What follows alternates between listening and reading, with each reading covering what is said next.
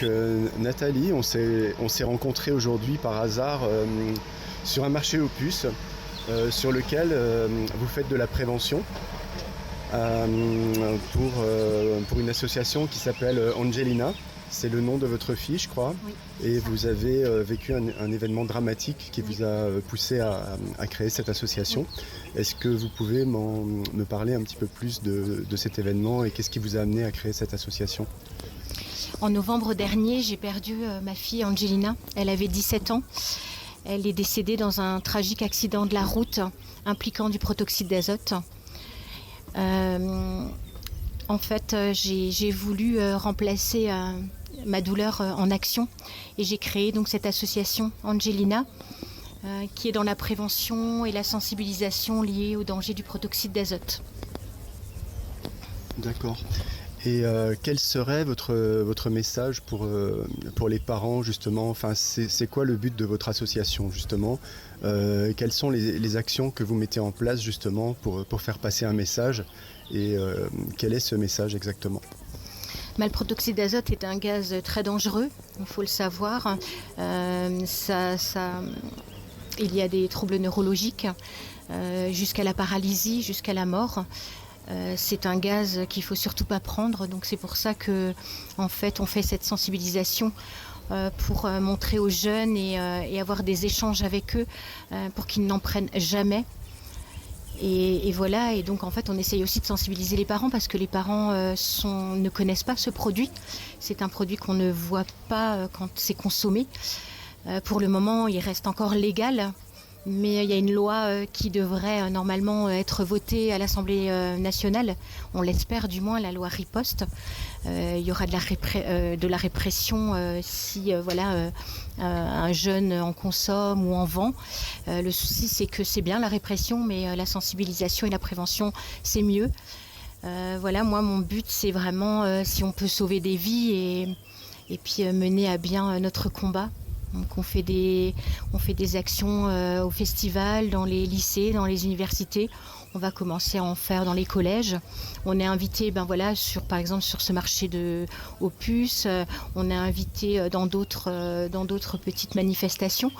Et c'est important de se faire connaître et de se dire que si on peut sauver des vies et on peut dire à tous ces jeunes de pas prendre du protoxyde d'azote, c'est important. Voilà. D'accord. Et qu'est-ce que vous auriez à dire à des politiques qui écouteraient éventuellement, qui tomberaient sur cette interview ? Parce que justement, j'ai cru comprendre que la loi riposte était une loi un petit peu fourre-tout, où il y avait beaucoup de choses dedans. Donc peut-être une loi par avant pour en profiter, pour interdire encore d'autres choses par rapport à des activités de jeunes qui se réunissent pour des petites fêtes, pas forcément avec du protoxyde d'azote. C'est ça. Mais qu'est-ce que vous auriez à dire aux politiques ? Parce qu'en fait, moi je regarde ça de l'extérieur, je vois les bonbonnes qui traînent dans les rues, le problème écologique que ça pose aussi, parce que c'est un fléau. Oui, c'est un fléau. C'est un fléau dans la consommation et un fléau aussi pour les recycler, ces bonbonnes, parce que c'est quelque chose de dangereux. C'est un gaz inflammable. Donc c'est vrai que en fait il faudrait vraiment mener des actions aussi pour le recyclage. Et oui, cette loi riposte, je suis d'accord avec vous, c'est un peu un fouillis de tout. Ce qui serait bien, c'est vraiment tout ce qui est stupéfiant ou autre drogue devrait être dans cette loi et pas tout mélanger avec des fêtes entre amis ou autres. Je pense que c'est important, surtout les stupéfiants. Alors c'est sûr que le protoxyde d'azote n'est pas un stupéfiant. On espère qu'il passera en psychotrope.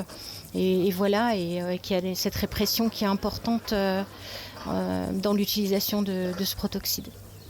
Oui, quand on regarde de l'extérieur, en fait, ça serait très simple. Ça veut dire que c'est une décision politique. On se demande pourquoi on ne traite pas de manière simple un problème simple. C'est-à-dire qu'on a une substance dangereuse qui est autorisée à la vente à des quantités phénoménales, puisqu'il y a des jeunes, justement, le danger et le fait qu'on n'assimile pas ça à une drogue, c'est peut-être le problème, parce qu'un jeune ressent les effets pendant quelques secondes, en fait, ce qui fait que ça devient très vite addictif comme une drogue. Et du coup, la simplicité serait de dire, on a un problème, on interdit la vente, on remonte à la source et on coupe en fait le bras armé, on va dire, de cette substance. Ça serait la solution la plus simple. Pourquoi ça n'est pas fait? En fait, depuis 2021, la vente du protoxyde d'azote est interdite aux moins de 18 ans. Le souci, c'est que maintenant, tous nos jeunes ont une carte bancaire. Ont un téléphone, donc ils pouvaient commander sur les sites et se faire livrer dans des lockers ou autres. Donc c'est vrai que les parents n'avaient pas la main dessus. Maintenant, sur tous les réseaux sociaux, normalement, la vente est interdite.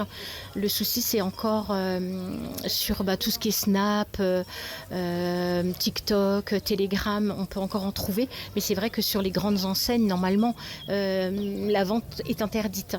Et moi, ce que je ne comprends pas, c'est pourquoi c'est qu'en février 2027 où c'est interdit à la vente totale. Je ne comprends pas pourquoi ça ne l'a pas été immédiatement et pourquoi ils ont attendu février 2027. Je ne sais pas.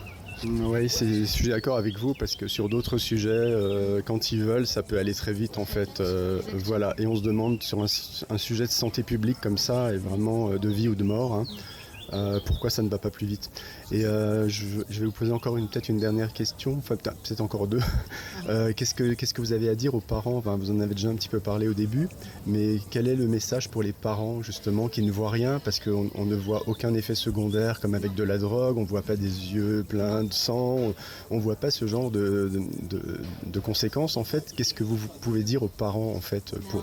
Le souci, c'est il faut sensibiliser les parents avant tout, je pense, parce que les jeunes, certains jeunes vont écouter, vont se dire ah ouais quand même, les dangers sont quand même énormes si on en consomme beaucoup. Et c'est pas ça, c'est que chaque corps va réagir différemment. Maintenant, je pense qu'il faut avoir un discours et un dialogue avec nos enfants, c'est important. Leur expliquer qu'il y a plein de drogues qui circulent, il ne faut pas y toucher.